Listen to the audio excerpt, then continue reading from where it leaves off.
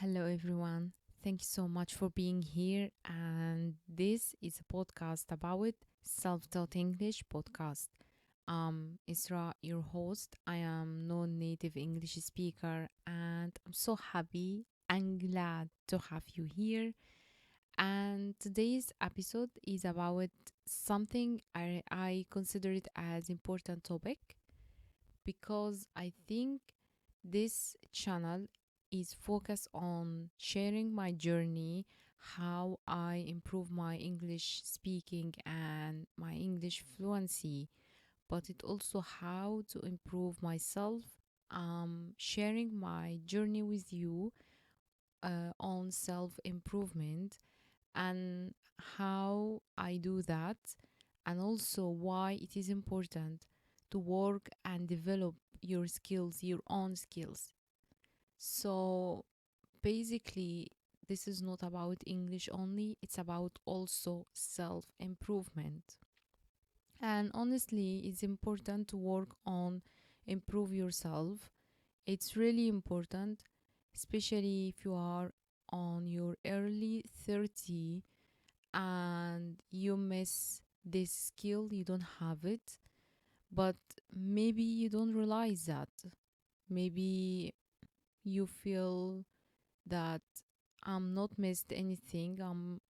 Of course, no one is perfect, but sometimes we have something I call blind spot, which is we don't see our own personal flaws. So because there's no one is perfect, but sometimes we have situations we feel like we can deal with this situation, or maybe we deal with it or try to handle it in the bad way or negative way. So this is one of the most important topic because we miss this skill, which is today's episode. I think I gave you a lot of introduction. So, yeah, basically, this episode it's all about how to become assertive at work, not to become aggressive. So, because we sometimes had situations in our work and we handle it in aggressive way, and this is might be bad for us, not bad, but it's gonna be on the long term will not build any relationship in your work. So we need to build a healthy relationship. We need to be more diplomatic person because we need to work, we need to earn money, and you will not live in a workplace and everyone is hate you or there is a negative energy in this place. So what I want to say today, I'm gonna talk to you about how I learned to become assertive at work. So we all have this situation when you have something with your colleague and you try to handle it with confidence, and but you can't, you don't know why you can't do that. So being assertive at work, believe me, it has different and anonymous of benefits, and it can be daunting sometimes if you are unsure where to start. I think today's episode I'm gonna not say teach you because this is not about teaching. I'm gonna share with you my experience, how I learned to become assertive at work. At the same moment, I have a positive workplace. So it's all about four fundamental steps. Okay, I'm trying to structure the episode to understand my points here. So it's all about four steps. These four steps that I'm gonna talk about, It's gonna make you more to become assertive and respectful in the workplace. And this is like a small strategy. You need to know it because I need you when you have a meeting with your managers. Express yourself confidently, express your ideas, and try to contribute the effectiveness to your organization. I need you to become more effective person, not shy person or afraid to be judged. So it's all about building your confidence. It's a bit like that. So you need to do something with yourself. You need to have just pen and paper, and I need you to do something called in the business world SWOT analysis. What does it mean? You have pen and paper, and I need you to write four bold points: your strength, your weaknesses, your opportunity, and your threat. But I need you to focus on the first 2 points: your strength and weaknesses. And this is so important to keep this paper with you because you are going to revisit your list of strength points. This is what I want you to focus on, your strength point. And then I need to, even if you have the ability to pin your strength point on your laptop or your wall, whatever you have, I need you to do that. Because I need you constantly reflecting what you write on your paper to see it with your own eyes. My strength point is 1, 2, 3, 4. So this is the first thing I want you to do because I need you to build your confidence, and I need you also to be aware of your abilities. No one is going to tell you your ability 1, 2, 3. And in my point of view, I think we all missed to know ourselves. We don't know ourselves. We don't know our values. We kind of lost people. So I need you to look at this paper and remind yourself your abilities and your strength points. This gonna make you self-assurance, and you will build the foundation of your assertiveness. Because believing in yourself is a key to become confidence. And this is naturally will reflect in your interaction at work. You got the point now. So this is the first thing I need you to start. Write down on a paper your strength point, and I need you to pin it on a wall, a mirror, whatever you have, but I need it to see it every day. This is my strength point. So maybe you gonna ask me, I don't know how to write a strength point. So maybe you have the ability to negotiate.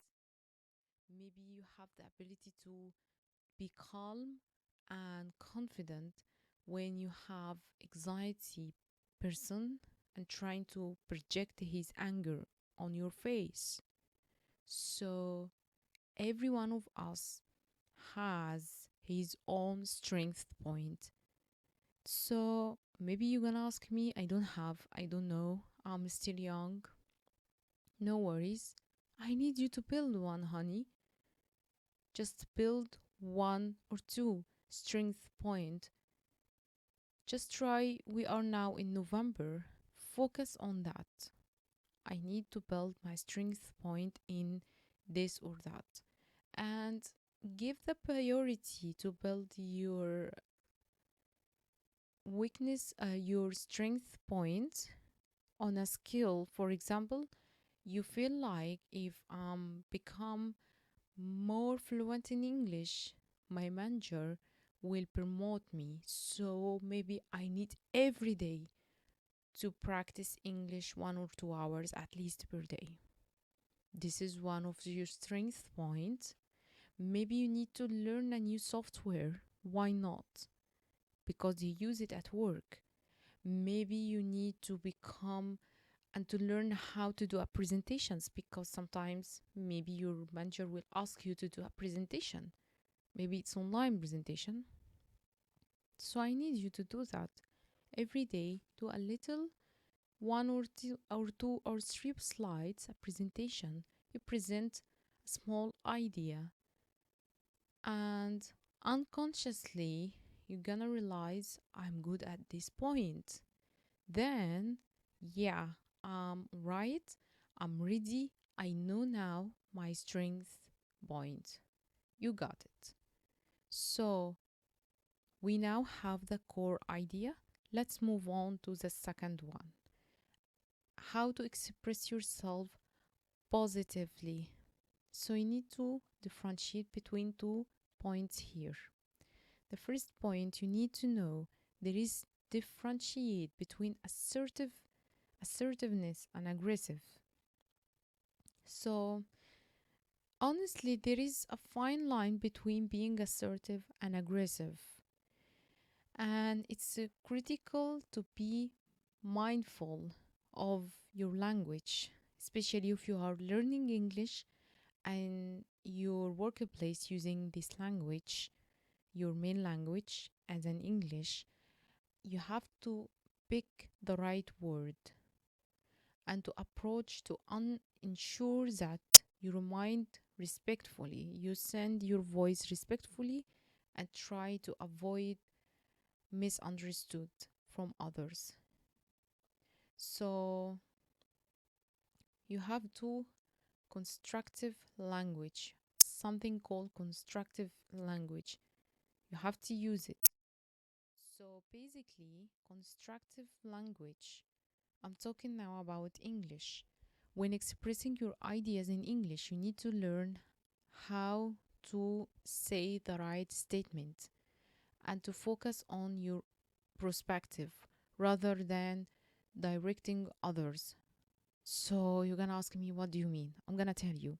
Instead of saying you need to do this because it's right thing for the company, try based on what I have observed. I believe we should consider this approach for strategic fit. So you can see now my language, it's different. Instead of saying you need to do this, you need to say based on what I have observed, what I have noticed. I believe we should blah blah blah consider this and that. And I think I'm gonna share with you. I recently have been taking courses, online courses with a British Council, and I have all these expressions. And I'm gonna be grateful to explain it and to share the materials with you. So, because it's really important to know how to talk in this way, because this method is cooperative environment and encourage open dialogue with others.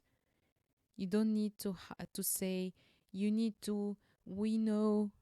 No, you need to be more professional. Believe me.